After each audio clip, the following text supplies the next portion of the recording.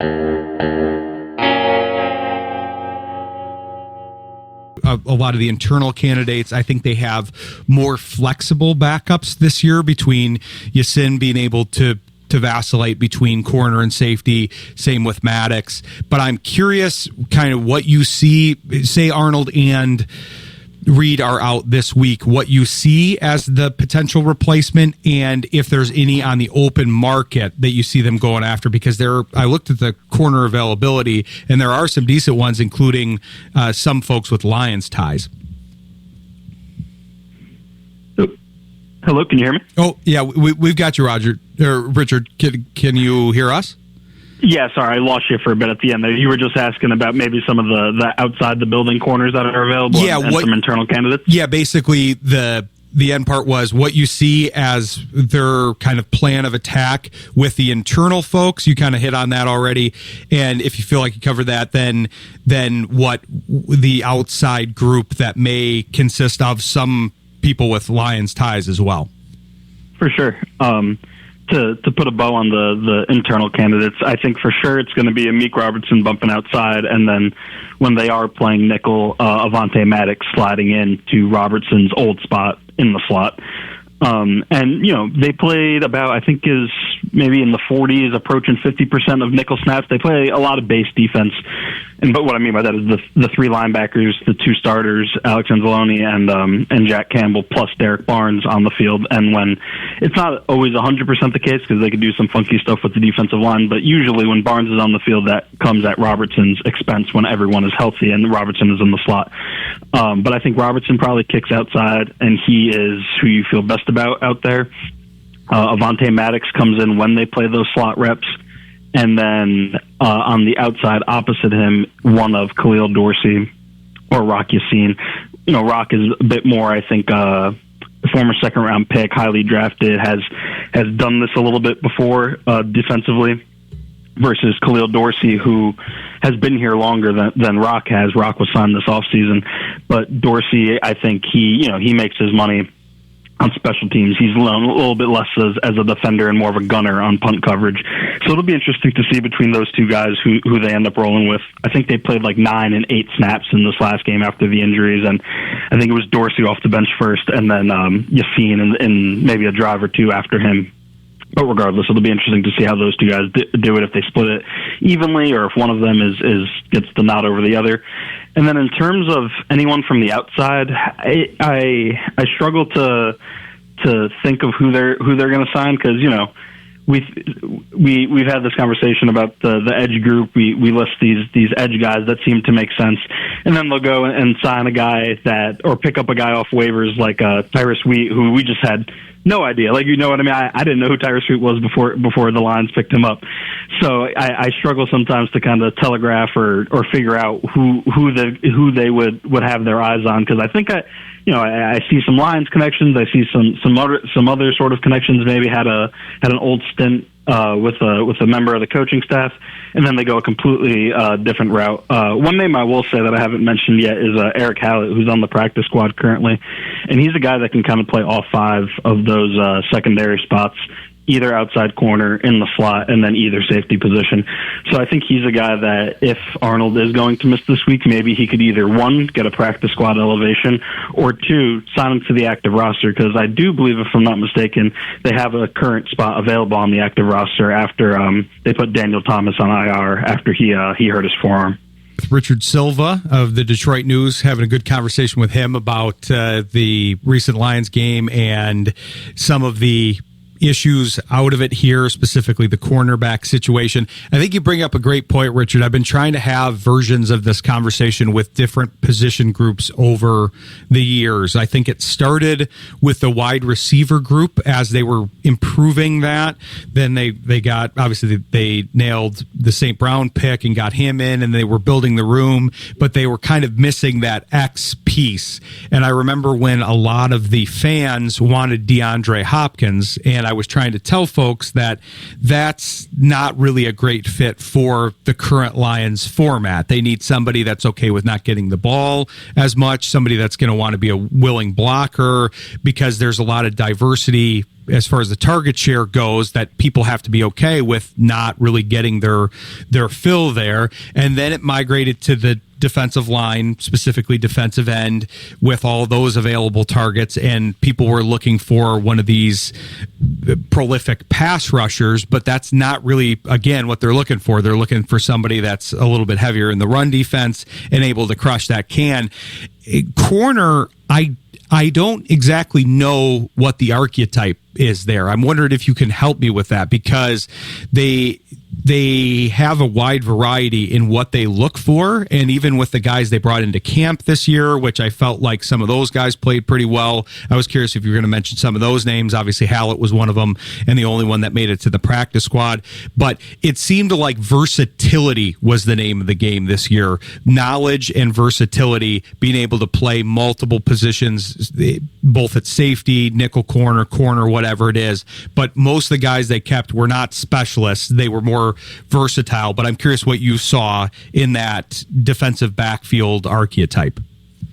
For sure. And on the outside, I would say that probably they prioritize man coverage because they play man coverage so much in the scheme. You heard Kelvin Shepard recently when they were he was asked about Terrion Arnold and his early season struggles, and while he admitted that, Terrion is playing not up to the standard that they have for him, he also qualified that by saying, we're asking Terrion to do something incredibly difficult. And he said this after the Ravens game where they played a ton of single high because Branch was walked up near the line of scrimmage, and it was just Kirby Joseph back there, where Terrion's and DJ Reed are just kind of on an island, one-on-one by yourself out there, and any mistake you make is just super under the microscope in that situation. So I do think man coverage is something they prioritize a lot at that position.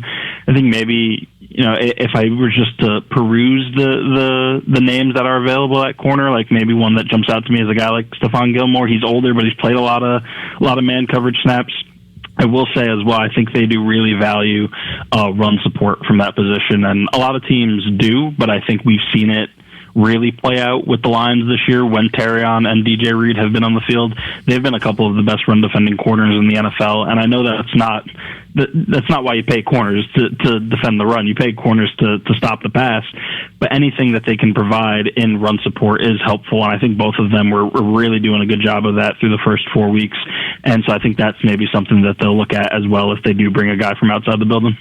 I think that's a great point. I hadn't really thought of the run support issue, but you can see that with Arnold because he has been one of the ones that's gotten some scrutiny for his play. He's the guy that seems to be targeted, especially in that defensive backfield, because Reed has been very solid since he came over. They have two of the best safeties in the league. So he's the weak link, even if he gets better or upgrades to what people want him to be. He's likely going to be the weak link, not because he's not going to be good or can't be good, but because those three are fairly stellar.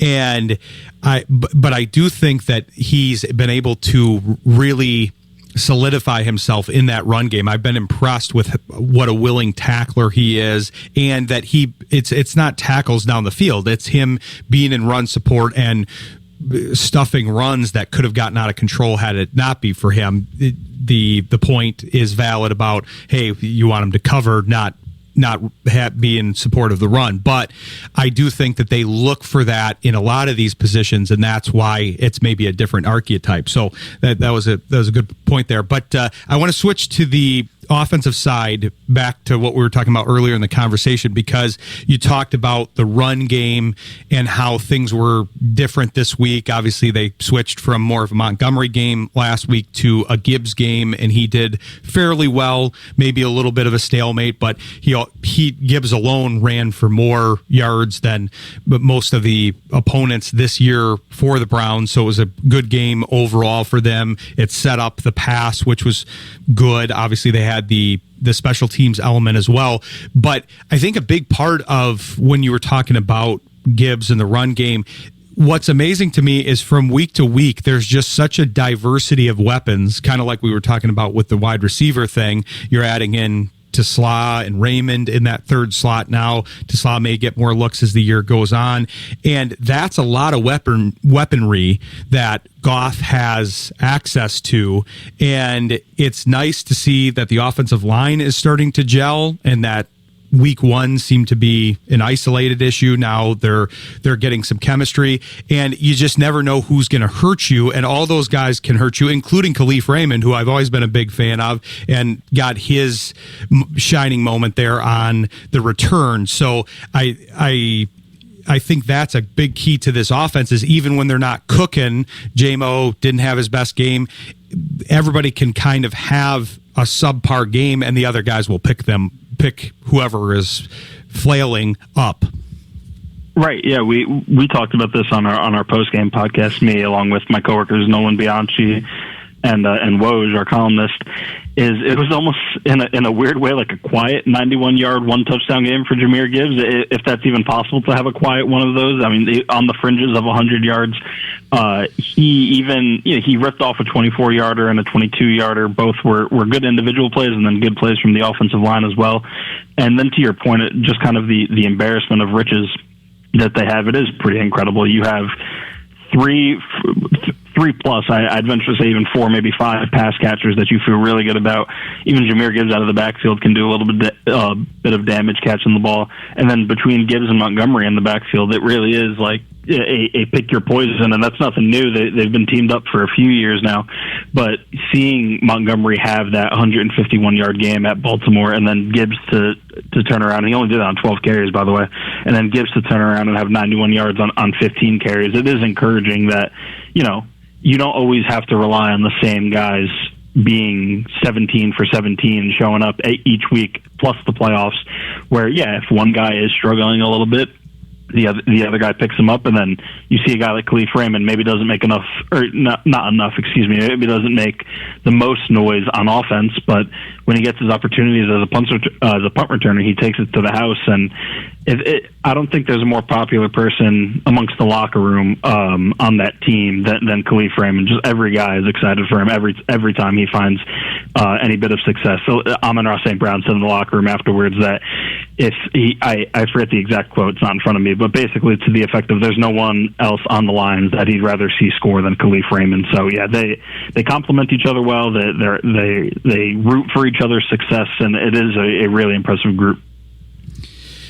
It is an embarrassment of riches, as you said, and that's because I know a lot of people are clamoring for Tesla. He's obviously from our area here, and so a lot of the local folks are wanting him in the mix, but I think he's trying to get more used to the offensive formations, and that's part of it. But while that's happening and he can provide a different type of weapon, Raymond is a great weapon in there, and then they've obviously got the tight ends and the different formations, the dual running back. So that I'm totally with you. But Richard, we appreciate you coming on a little bit early. We appreciate you joining us. Great stuff as usual. We'll look forward to having you back on. Tell people where they can follow your writing and your social media here and all your great coverage that you have.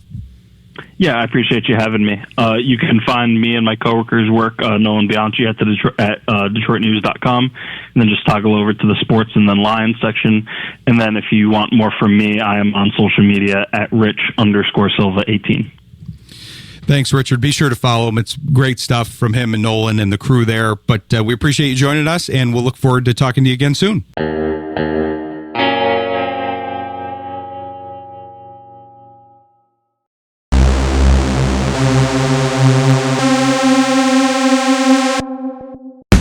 Sports Intel with Ryan Walsh is brought to you by Mary Freebed, Collectible Insurance Services, West Michigan Eye Care Associates, Eric Hall, DDS, Calder Financial Group, Grand Management, Rydan Investments, JH Realty Partners, and Encore Business Group.